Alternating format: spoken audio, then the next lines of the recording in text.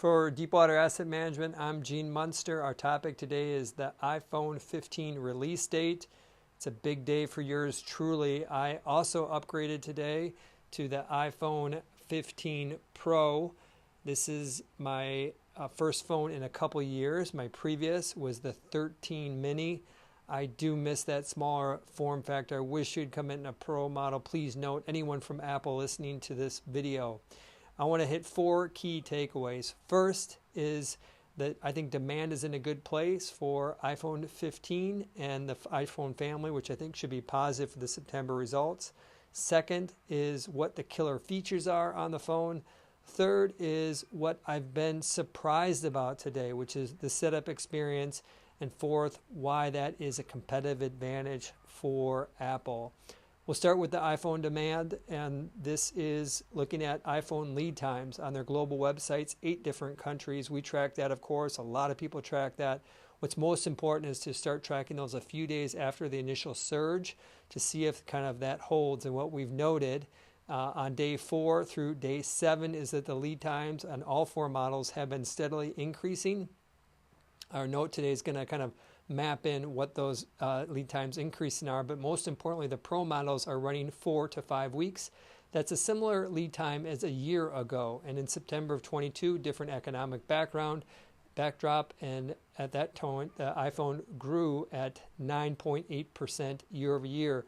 This quarter, September 23, analysts are expecting iPhone to be down a couple percent. I would expect a little bit of upside in that, and I think that the lead times this year being comparable to what they are last year, or similar 4 to 5 weeks last year, gives some credibility that we should have a decent iPhone number.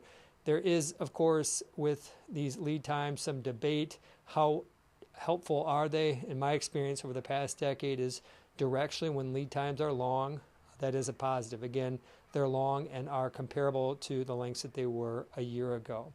Second is the killer feature. This one, I'm probably the only person to highlight this as the killer feature. The reason why I decided to upgrade was to get spatial video.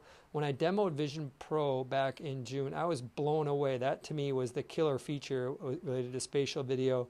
I believe it's as big of a jump from still photography to video as from video to spatial video.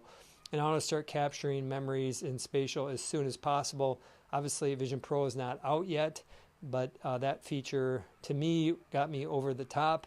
Unfortunately, that feature is not available today. As they said when they announced the new iPhones a few weeks ago, that will be out later this year. But I've got the hardware to back it up and looking forward to that. I think the shortcut, customizable shortcut button is something else that I liked about it. But on the feature front, it's still largely the same as iPhone 14, which gets to our third point, is what is significant here.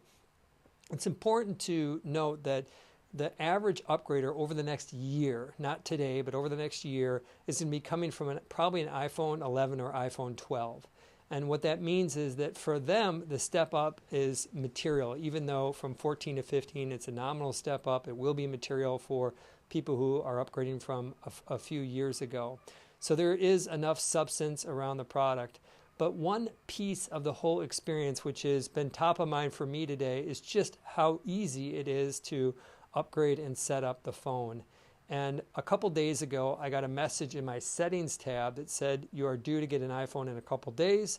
Do you want to start preparing by backing up your phone to iCloud? When the phone came today at 9 a.m., delivered through UPS right on launch date, I timed it out. It took 33 minutes for me to update, basically switch my phone. That included moving the phone number over, all my passwords and settings. There were 8 taps that I was required to make during those 33 minutes. They included picking language and country, setting up Face ID, the code on a credit card for Apple Pay. So some of these were very block and tackle, but the substance of all the little details of bringing your phone up to speed are all covered by Apple, which to me was really the headline of today, is just the way they make things easy. And I think that that is important because the easier that they make these upgrading the products, it increases the likelihood for the frequency of upgrades. It's easy to upgrade. People are going to want to upgrade more often. But more importantly is it really locks you into the experience. you basically get to a point where you're almost afraid. For me to jump to an Android phone, I would be nervous just at losing some important photos or emails, data, kind of backing up that would be something I wouldn't even want to experience. And so I think this setup experience, they do it so well, is a competitive advantage, which ultimately gets to why I think that Apple shares should trade at a higher premium than most tech companies and consumer staples. I estimate that Apple has about 1.1 billion active users. Now, they announced that there's 2.1 billion active devices recently, but active users, I think it's about half of that. And that is a sign of a large base, obviously. But not only is it large, but the frequency that those users interact with the products is many times a day, potentially hundreds of times a day. And I think that that is fits the definition of a consumer staple company.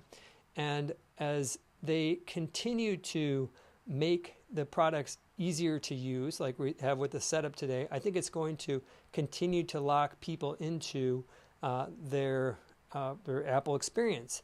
And they're going to continue to buy more Apple devices, which ultimately I think is going to yield a company over the long term that grows at probably 5% plus, but yields a higher multiple than most companies because it's so sustainable.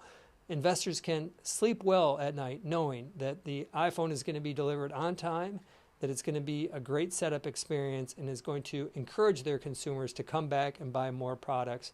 That keeps not only their Apple's customers, but Apple investors happy.